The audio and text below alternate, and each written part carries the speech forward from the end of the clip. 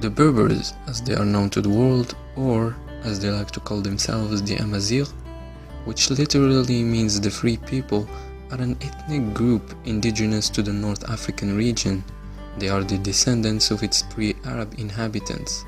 Although they are usually put under the Arab umbrella most of the times by foreigners, a significant number of Northwest Africans, whether they consider themselves Berber or Arab, are predominantly of Berber origin and have distinct culture, from carpets to clothes, jewels to cuisine to architecture. These people have lived and still live in North Africa, between Egypt west of the Nile River and the Atlantic Ocean, in the snowy highlands of the Grand Atlas Mountains of Morocco to the hot Saharan desert of Libya for thousands of years, and their presence have been recorded as early as 3000 BC, as the Greeks, Romans, and even the ancient Egyptians have indicated the presence of Berbers in their records. But there is no complete certitude about the origin of the Berbers. For example, the Greek historian Herodotus said 5 centuries BC that Berbers descend from the inhabitants of Troy,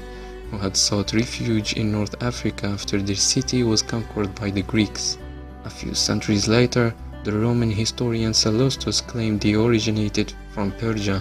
Later, the Byzantine historian Procopius saw the Berbers as being Canaanians who were expelled from Palestine by the tribes of Israel after the defeat of the Goliath by David. However, according to the genetic studies, the genetically predominant ancestors of the Berbers appear to have come from East Africa, the Middle East, or even both, but the details of this remain unclear. On another hand, significant proportions of both the Berbers and the Arabized Berber gene pools derive from recent human migration of various Italic, Semitic, Germanic, and Sub-Saharan African peoples, all of whom have left their genetic footprints in the region.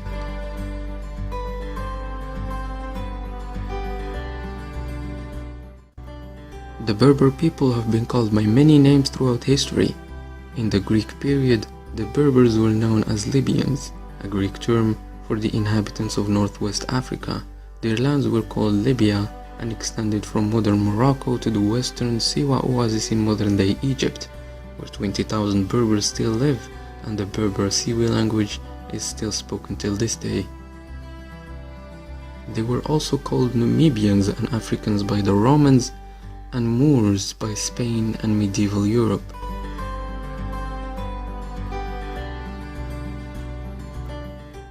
Their looks might differ from a subgroup to another.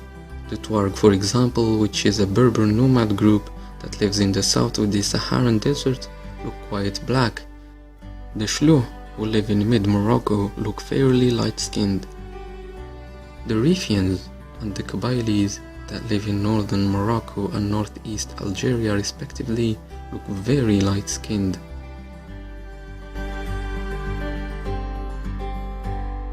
Unlike the conquests of the previous religions and cultures, the coming of Islam, which was spread by the Arabs, was to have pervasive and long-lasting effects on North Africa.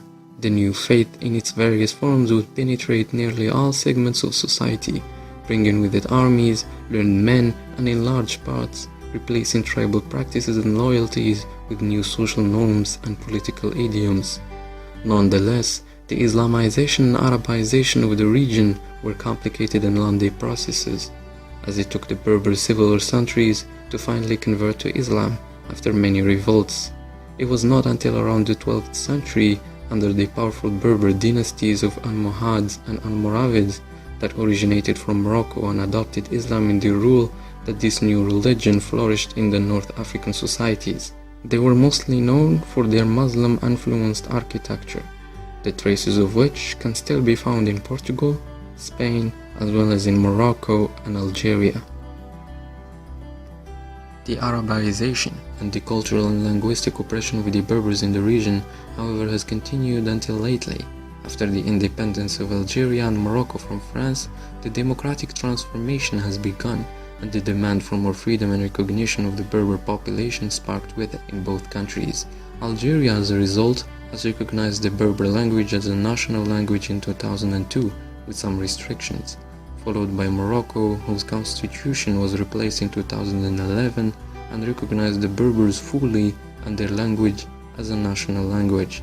Today, the struggle for more recognition by activists continues, and the governments are slowly responding.